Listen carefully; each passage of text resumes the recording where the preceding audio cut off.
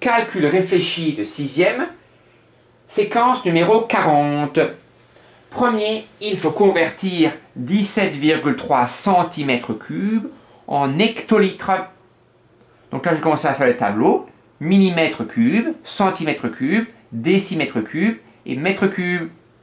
Seulement, il n'y a pas litre.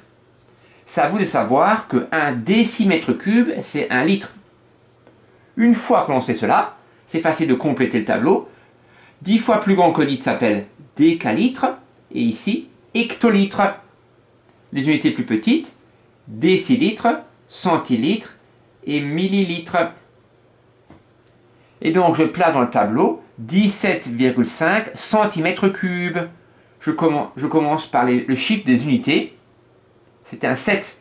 Et donc, je mets 7 dans la colonne des décimètres cubes. J'ai 7 unités. J'écris le chiffre des dizaines de décimètres cubes. Et après, le chiffre ici, 5. Je ne mets pas la virgule. Sinon après, vous oubliez de l'enlever. Et moi, je vais convertir cela en hectolitres. Ça veut dire que j'aurai le chiffre des unités d'électrolitre ici. Le chiffre des unités d'électrolitre, c'est bien sûr 0. Et donc, la réponse, 0,000175. Donc, j'écris ici 0,000175 hectolitres. Deuxième, je dois calculer 7 dixièmes moins 4 cinquièmes. Comme pour le calcul réfléchi précédent, je vais faire la première méthode. 7 dixièmes, ça fait 0,7. Et 4 cinquièmes, ça fait 0,8. Bah, c'est bizarre normalement. Non, je trouve ça bizarre. Parce que si j'ai 7 dixièmes, si je veux en enlever 8, vous pouvez penser que c'est impossible. On a déjà un petit peu vu ça lors de calculs réfléchis précédents, que ça fait un nombre négatif. En l'occurrence, moins 0,1. C'est un peu difficile, bien sûr, mais vous allez voir ça plus largement l'année prochaine et les années encore ultérieures. Et donc réponse, moins 0,1. Compliqué, mais c'est la vie. Deuxième, je vais transformer le 4 cinquième en dixième. Je multiplie par 2 le dénominateur, donc par 2 le numérateur. Et donc ça fait 7 dixièmes moins 8 dixièmes. Et 7 moins 8, j'ai 7, c'est dur d'en enlever 8. Si j'en ai 7 et j'en ai 8, je commence par en enlever 7. J'ai plus rien, et après j'en enlève encore un. Donc ça fait moins 1 dixième. Faut pas faire de cauchemar. On verra ça beaucoup de fois l'année prochaine. Troisième, il faut trouver l'abscisse du point A. Ici, j'ai 0. Ici, j'ai 1. Et ça, c'est un gâteau entier. Et je le partage en 3 parts. Et de mes 3 parts, j'en mange 2. Donc l'abscisse du point A est 2 tiers.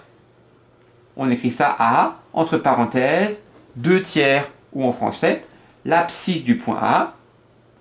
L'abscisse du point A est 2 tiers. Et le dernier, j'ai un diagramme circulaire, un angle de 120 degrés. Quel pourcentage du total est-ce que cela représente? Première remarque, on peut remarquer que 120 fois 3 fait 360. Ça veut dire que je peux avoir, j'ai 120 ici, 120 ici et 120 ici. Et donc j'ai un tiers du diagramme circulaire entier qui est en jaune. Et un tiers, c'est environ 33%. Donc le secteur angulaire jaune représente le secteur angulaire jaune représente un tiers, c'est-à-dire environ 33%, parce qu'il faut faire un pourcentage du total. Deuxième méthode, le secteur angulaire jaune a un angle de 120 degrés. 120 degrés divisé par le total, qui est 360. Je vais simplifier cette fraction. Premièrement, je peux diviser par 10 le numérateur et le dénominateur, car le chiffre des unités est un 0. J'ai 12 36e, je peux par exemple le diviser par 3. Ou bien, car je connais bien la table de 3, ou bien car la somme des chiffres ici est un multiple de 3. Donc quand je divise par 3, ça fait 4 douzièmes. Je peux encore diviser par 2, 2 sixièmes, et encore diviser par 2, 1 tiers. Donc je retrouve bien aussi que le secteur angulaire jaune représente 1 tiers du total. Et 1 tiers, c'est environ 33%. Voilà.